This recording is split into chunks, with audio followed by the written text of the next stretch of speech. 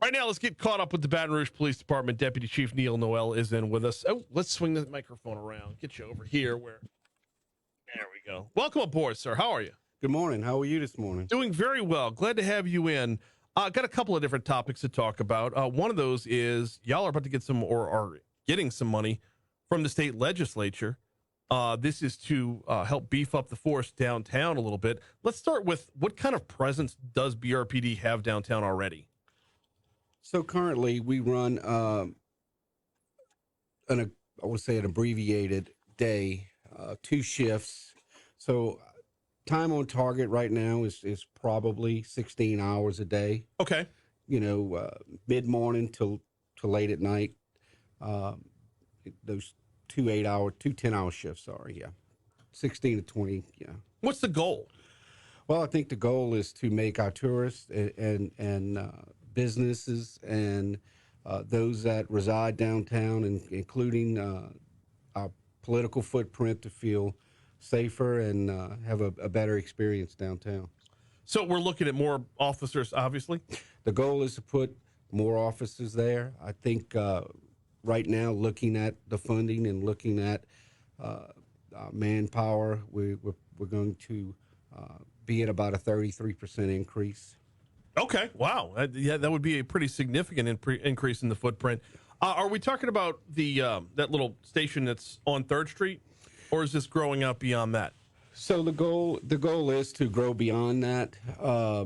We're looking at several options right now, but the current location, which we're grateful to have, it just can't sustain the amount of people and activity that we want downtown. We're also exploring moving some offices down to the same facility if we're able to acquire that. Idea being, while they may not be patrol officers, they do have a presence, and you know, day to day, they'll be down there as well. Deputy Chief Neil Noel is our guest. We're getting caught up with the Baton Rouge Police Department. When it comes to increasing the presence downtown, have we seen, how do I ask this the right way? Has the need increased, or is it just that we're seeing this, the potential for the need to increase? Look, I think we're trying to get out ahead of the need. Crime,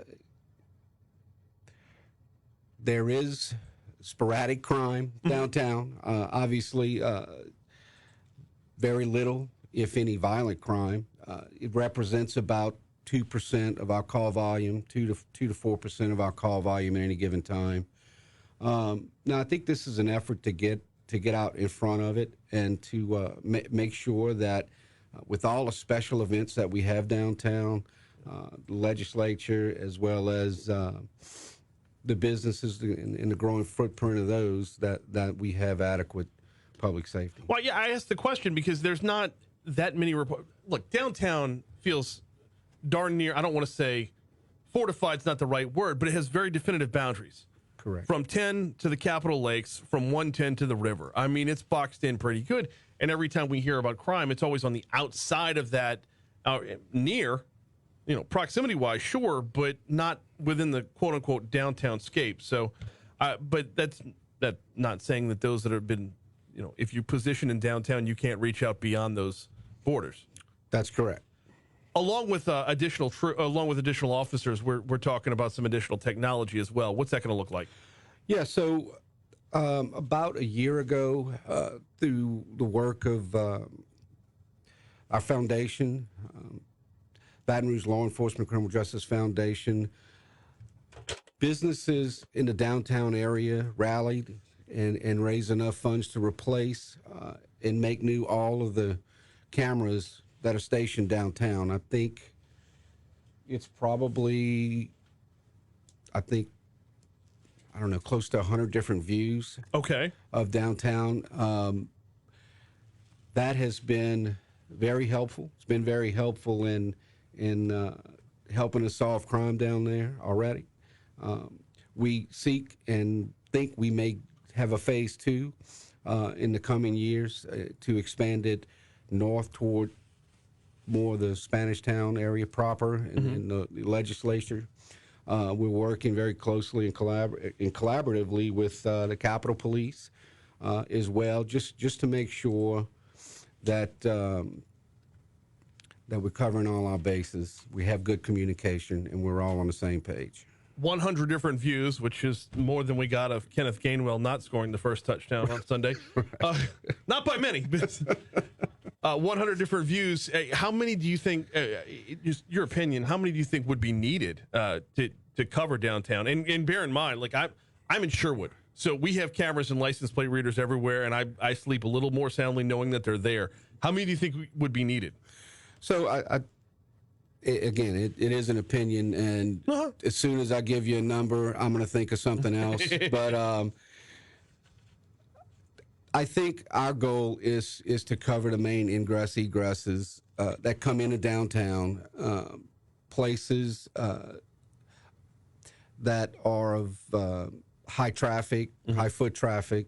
Again, parking areas are included in that, storefronts. So a number, another 100. Okay. No, that's a fair number to me. I just where their place is probably as important as how many of them there are. But of course, I'm backing this conversation up to talking about downtown. And when it comes to cameras, when it comes to license plate readers, well, specifically when it comes to cameras, when we see crime happen around downtown that's not necessarily in downtown, this would be an effort to help that. For example, was it last week or the week before? Carjacking in Spanish Town. Mm-hmm. This would be a broadening out that would cover that. That's correct. There's no way I'm not going to mention Allie Rice's murder. Mm-hmm. This would be a broadening out that would cover that. I assume that's part of the goal. That is correct. Look, we're in communication, very close communication with the merchants of Mid-City as well as the Rice family. And one of our goals is to move up the Government Street corridor. Mm-hmm. With our community camera share program. We've got a lot of commitment. So now it's just a matter of the hardware and installs kind of catching up with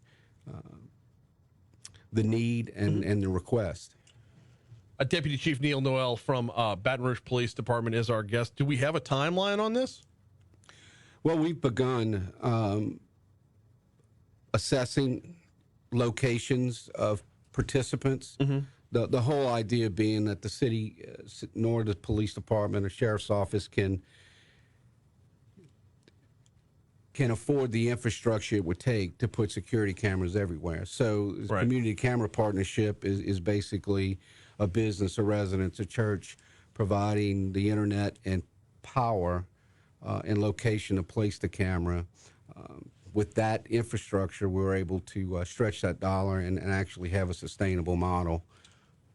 And if the chief were here today, this would be the part where his eyes would light up when I say, when I say, and all this connects back to the real-time crime center. Yes, which it does. In fact, the cameras that we're using, and we have several different brands, makes, models, you can imagine. What we like about some of them is that we share all of our views interagency. Yeah. So anything we can see, sheriff's office can see, and I think we're going to be onboarding the university soon. Baton Rouge Deputy Chief Neil Noel is our guest. Okay, let's move over. We're 1 week away from Mardi Gras. Spanish Town, probably the most attended parade in Baton Rouge. I don't think that's a stretch to say. Let's talk a little Mardi Gras safety. What is the overriding message, and then a few of the details from Baton Rouge Police Department standpoint? Okay. Yes, we'll have. We're expecting about 75 to 100,000 people for the Spanish Town Parade. As you know, it starts at 12. We will start closing the streets down at 11, 1 hour before the route. We advise you to come early, park in the garages if you can.